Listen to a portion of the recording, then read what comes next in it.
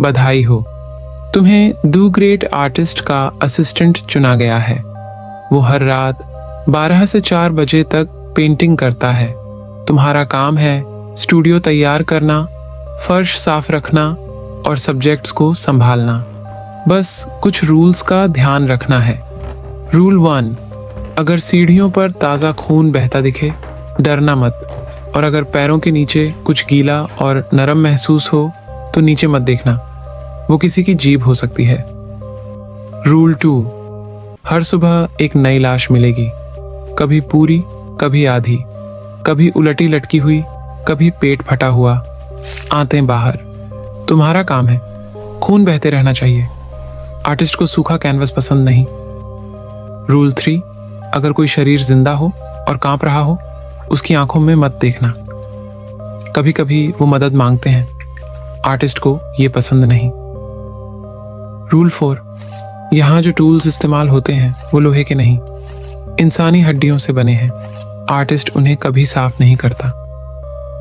Rule 5, हर सुबह एक नया टेबल मिलेगा जिस पर एक नया सब्जेक्ट बंधा होगा। अगर वो अब भी सांस ले रहा हो, उसे छूना मत। अगर आर्टिस्ट कहे होल्ड, तो वो हाथ पकड़ने के लिए कह रहा है। वो कंधे के पास से काटेगा। जोर से पकड़ना, सब्जेक्ट हिलता बहुत है।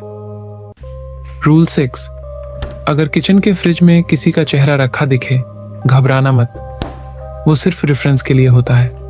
आर्टिस्ट को यादें इकट्ठा करना पसंद है। रूल 7, अगर कोई सब्जेक्ट तुमसे विनती करे, मार दो मुझे, छुड़वा दो, तो चुप रहना। अगर गलती से किसी को छोड़ दिया तो अगला कैनवस तुम बनोगे।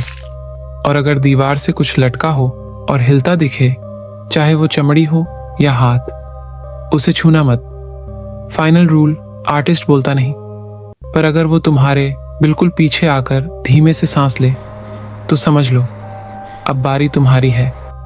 तुम मारे नहीं जाओगे, तुम धीरे धीरे साफ किए जाओगे। पहले नाखून, फिर जबड़ा, फिर आंखें, फिर रीढ़ की हड्डी, और फिर हर वो हिस्सा जो पेंटिंग में लाइफ भर सके, जब तक कि तुम एक मास्टरपीस न बन जाओ। द ग्रेट आर्टिस्ट की पूरी कहानी सुनने के लिए जाइए सिर्फ स्टोरीसियन पर।